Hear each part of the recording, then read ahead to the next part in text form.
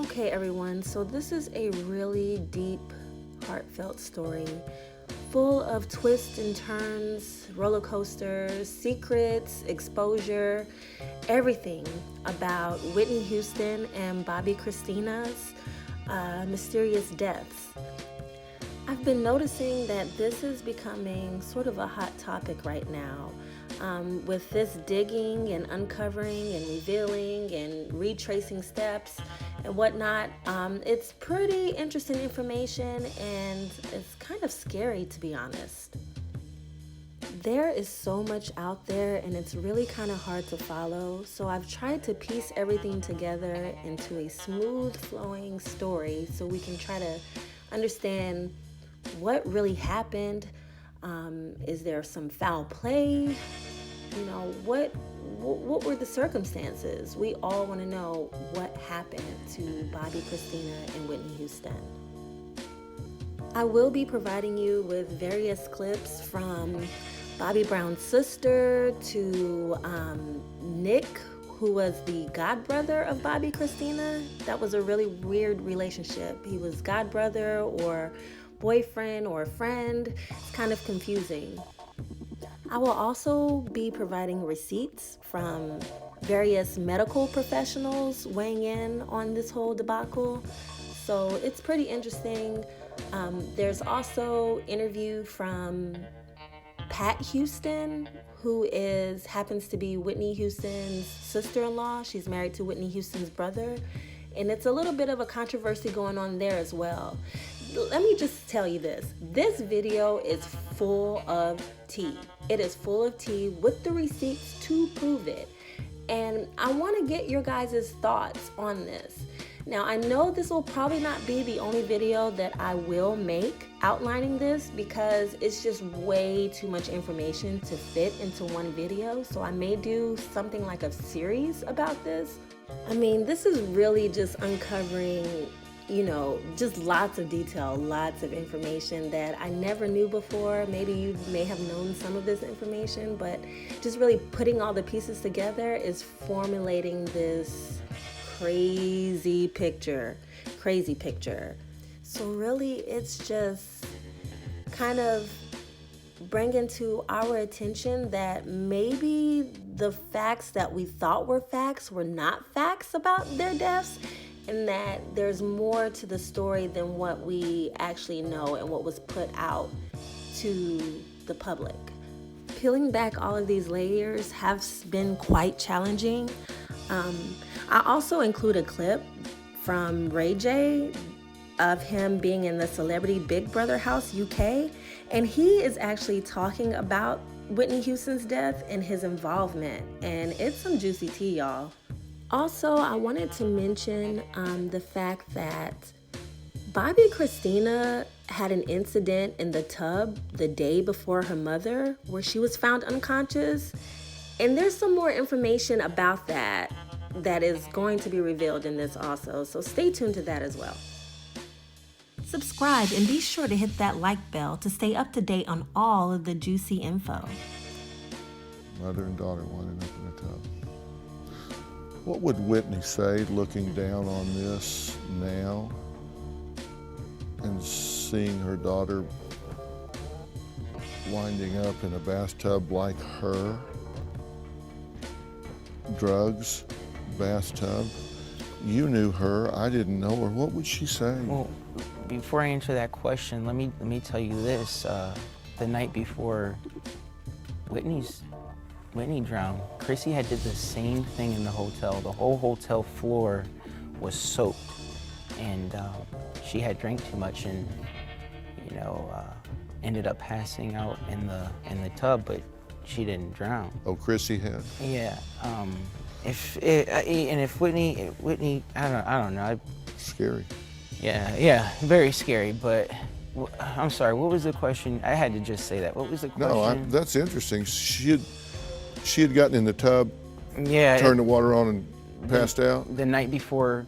And it overruns. The people had to come clean the carpet and all that stuff. And then it's so ironic that happened to her mom the next morning. When she overran the tub, did you find her in there? No. Whitney actually found her in there. So 3 tub incidents. One of them, Just one of them, thank God she made, nothing. was Chrissy still unconscious when Whitney found her? No, I think Chrissy was just maybe in a drunken sleep. Whitney got her out. And put her in the bed.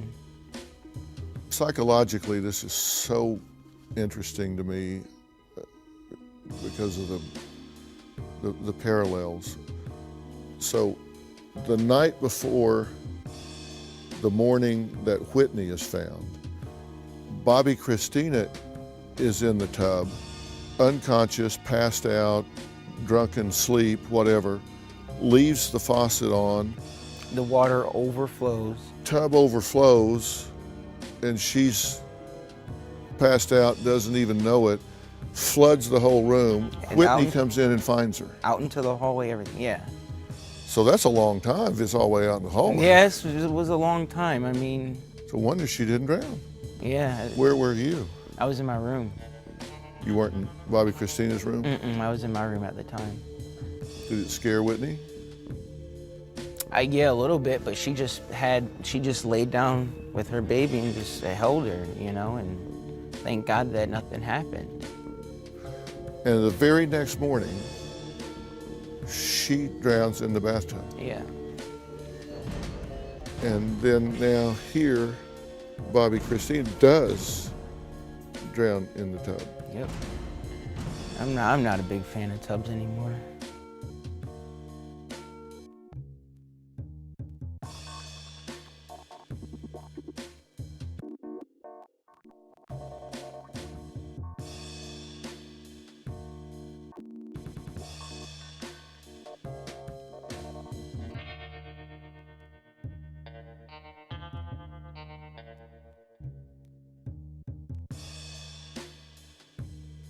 I want the world to know that Bobbi Kristina did not die from the bathtub incident.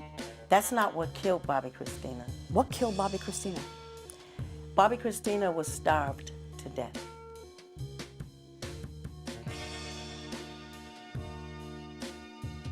Coming to see her, I knew that I was dealing with a person that had been struck upside the head. I knew that the person was a drowned victim, so I had to come, in that light and respect. They said that she was in a coma, but I noticed right away that she was not in a coma, the coma that they stated she was in, because she had motor skills. When you tell the truth, sometimes the truth is so real that it's hard to tell it without tears. And at that point in time, when she raised her head, it wasn't all the way up, but she raised it enough to let us know that she did with all of her strength, with all of her might, meaning she used her faith, every little bit she had, to let us know that she recognized that God was here to do the will. After walking around her, viewing her, seeing that nothing was connected to her body, I asked Bobbi if I could do a little pressure points with her to check her blood, to see what was alive, to see what was still working. I said, because they're telling you one thing, but I like to see, God wants to see for himself. He wants me to deal with this directly. So Bobbi said, go ahead. So I took Princess Bobbi Kristina's left hand and I went through pressure points of her hand. I took her right hand and I squeezed and went through pressure points of her right. I did her left foot and I did her right foot. When I did her left foot, Princess Bobbi Kristina kicked out. When I pressed the pressure point in her feet, I could feel her blood shoot up the ladder, rush up the vessel, and I could feel the blood run away from me, and I felt her blood coming back. Pat Houston's decision was 100% no. All the doctors spoke against it, the facility directors, the head nurse, they said no.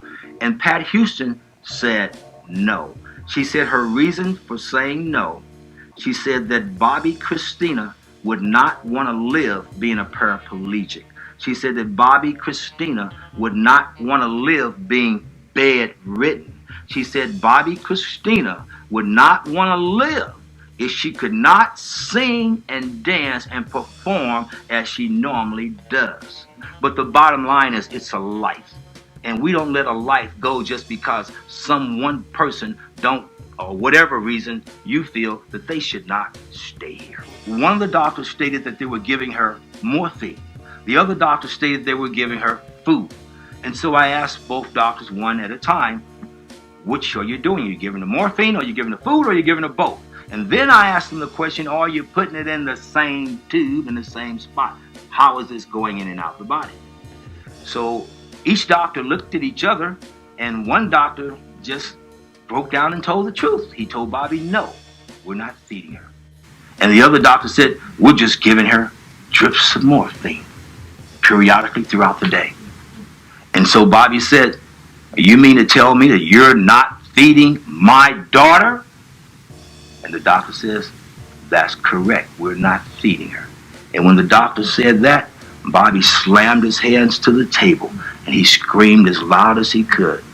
He said, damn it, I don't want my daughter to die with no food. He says, she cannot die with no food. He says, if you guys are not going to feed her, I want the prophet doctor to feed my daughter.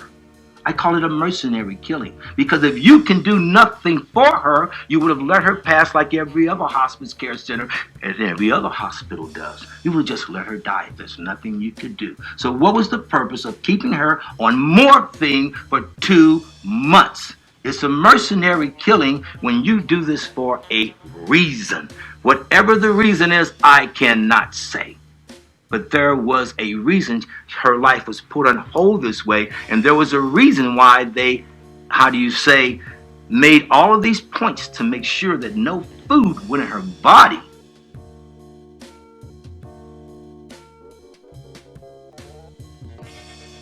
She's in a bathtub, and she's not slipped into the bathtub. She's flipped over and she's face down underwater. And Indeed. I think before we went on the air, you said the temperature of the water? This is perplexing. This is the one thing that got me. When she was declared dead at 3:46 in the afternoon, the temperature of the water was not taken until later that night at 9:35 p.m. and it was 93.5 degrees 6 hours after she was declared dead. How is that even possible? Is that like a self-heating bathtub? This, according to the detective at the scene who actually took the temperature of the water, and whilst he says there were no signs of foul play, that is an unanswered question, and I feel that this report really provides more questions than it does answers.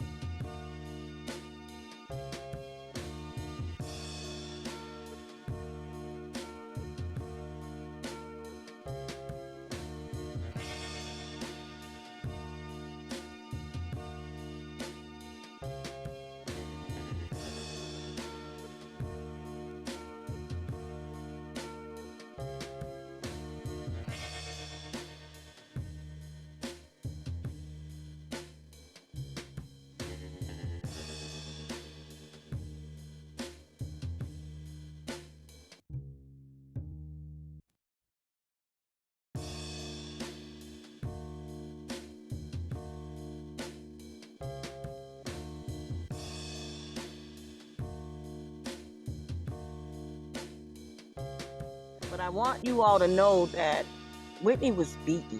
She was beaten badly. She had a closed casket. That should have told everybody something. She was bruised up from head to toe, Whitney was. They're telling you guys that that drugs took them out and they did stuff to themselves and ended up in the bathtub, but that's not true. None of that stuff is true. I'm gonna prove to you that Whitney was damn sure beaten badly. I have to do this for Whitney. I have to. I cannot let them put her name out there like that and lie to you all and make you think that she was on drugs and she took drugs and that's what killed her. No. That's not what happened. Whitney fought for her life. She fought hard. She fought hard to live. She fought. It was a fight that broke out. She was beaten. Really bad. You know, they won. They overtook her. But I'm gonna show you all the bruises and everything. I'm gonna get into it. I'm getting into it.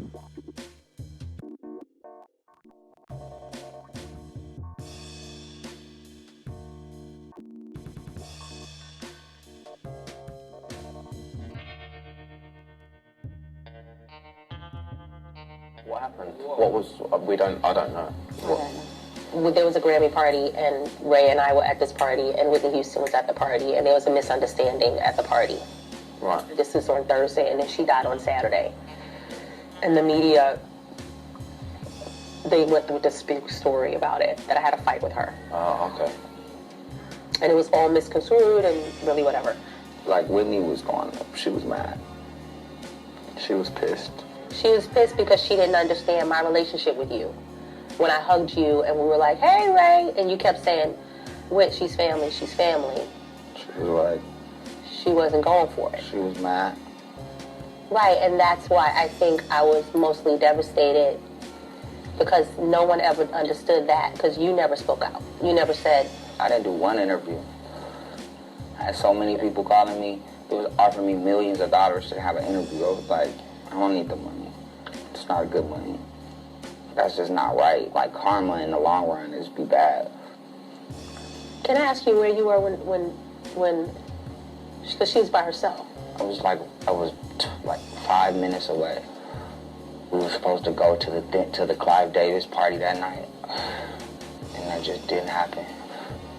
I was going to get my shoes For the party? but I was taking too long. And you were headed back to the hotel when somebody called you? Yeah, she was waiting for me. That's ridiculously sad. Yeah, that's fucking... That's unreal. I wasn't there. Ray, it was not your fault, Ray. It wasn't my fault. That makes me sad. Don't say that. Like, unfortunately, she had some issues long before you guys got together. No, it's not that deep. You know what I'm saying? It's really... What's not deep? It wasn't about no issues. It just was about just being up too long and just kind of like falling asleep in the wrong place. You know what I'm saying? That's all it was. It was nothing else. You know? It's like we all human, so if you like tired and you in the bathtub and you like real tired, you know what I'm saying? It just wasn't her time, you know? Right. I agree with you on that. I don't think it was her time. If you look at it from a really spiritual viewpoint, and I know it's hard to think of it this way, is that we all have our time. And we don't know what God's timing is. We know you could walk into the room and a light bulb could, whatever. You just never know what's your time. I was gone for hours, you know, hours and hours. It's not your fault. That's not your fault. Someone doesn't have that. That is not, oh, he's been gone for hours, so I'm going to do this. That is a build-up of unhappiness over years to get to that point. And also, you know what they say when someone's made a decision about something as tragic as that? The last few weeks of their life are the happiest because they've decided in their mind that that's where they're going and what they're going to do. You wasn't in the conversation. No, what Ray was saying was she was in a good place. Yeah. Ray was saying literally like... And she fell asleep though, she didn't mean it. We had a lot of plans, like, you know, it wasn't like I'm here and I'm happy. This is like last 3 weeks. It wasn't that. It was like, yo, I can't wait for next week. I can't wait for the week after. You know what I'm saying? All these extra plans. So she didn't see it coming. And I'm not saying she meant to do that at that moment, but she had lots of medication. But we all have medication. No, in her system, and I think it could have been one of those things that you said she was tired, she took an extra something, and it was a tragic accident. It's That's not what I'm you. saying. It's like she just should have just been in the bed. I don't even know what happened in the press at all. Like, I don't know what was what. When I do interviews, I don't talk about it because I don't feel like she wants me to. You know what I'm saying? But I know, and that's what I want to apologize about, because I understand, especially now, I can understand fully why you took the stance you took, and I respect it.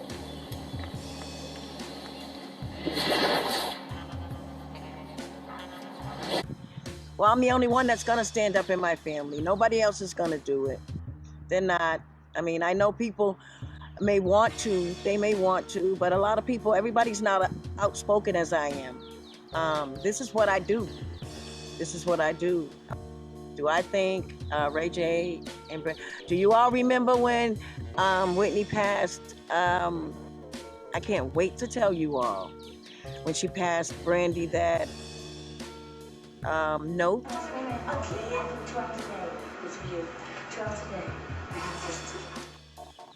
I know exactly what was in that note. I mean, you know, we have to wake up. Just think about it. What if wouldn't you think that if it was something nice, Brandy would have shown it, right? It would make sense, right? She'd be glad. She said that Whitney was her favorite. She would have been glad to show that if it was something good on that. Yeah, this is what Whitney said to me. Not say what it was and just keep it to myself, just for my own personal reasons. She didn't do that because I know what was in that note. I'm talking about that too. Oh, what's my thoughts on Pat Houston?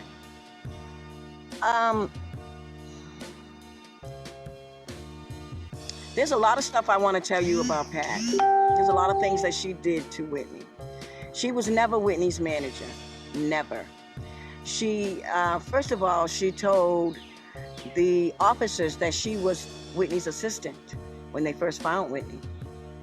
And then she started this manager thing when, you know, later on, but she's running with that. But we all know that she was not signed up under Whitney to work with Whitney in that way at all. No, she was with Whitney. Yeah, everybody asks me, well, why was she with Whitney? She was with Whitney. Whitney didn't like her, but she allowed her to be with her because, you know, she had to keep food on her brother's table. And she didn't take them with her a lot, but she accepted Pat to just do certain things, but never would Whitney have her to be her manager. No. And if you all, I want you all, I'm gonna leave you all with this. I want you all to remember this. You remember when Pat sat on Oprah and she told Oprah that she walked slowly and that she walked slowly, and when her brother was giving Whitney CPR and she told him to stop. I saw my brother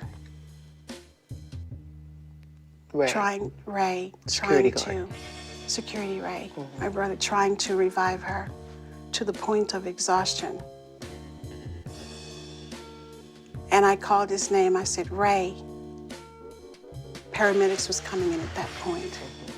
I said, Ray, let it go.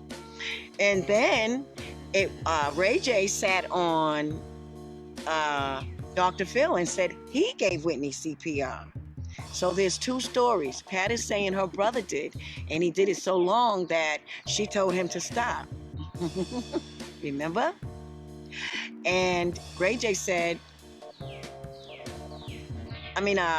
Nick said that he did it, and he had to call his mother in Florida. She had to coach him. Remember that? Mom Michelle is making a startling claim about the death of Whitney Houston.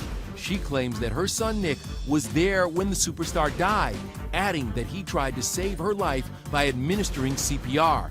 We asked the coroner's office about that claim, and it told us today it was not aware of anyone performing CPR in Houston. Those are two different stories. So who's lying? Who's lying? Oh, I got so much stuff to tell you guys. I got so much stuff to tell you. They're all lying, first of all. Because in my mind, my belief, and I've always believed this from the beginning when I started my investigation, I came up with they were trying to kill Chrissy first. And then they wanted to because Chrissy was found first. Did you all know that? She was found first at the hotel. She was found first in the tub. And Chrissy said that she woke up, but she came to. And there were people standing over her. I don't know who those people were, but they were standing over her. And that was before Whitney was found. So they were trying to get Chrissy first. And then they were going to try to kill, I guess, say that Whitney was feeling so bad from Bobbi Kristina's death that she just did something to herself. But it didn't turn out that way. She came through. And then that's when they bum rushed Whitney. But oh yeah. Whitney, she fought for her life. She fought hard. She tried to stay here. God damn it. And if I could have been with her in that room, she would have been here. We'd have got out of there. We would have got out of there together. Yeah. I would have got out of there. Because we would have fought, damn it. We would have fought. They knew that they had to do it when she wasn't with me. And I'm gonna explain that.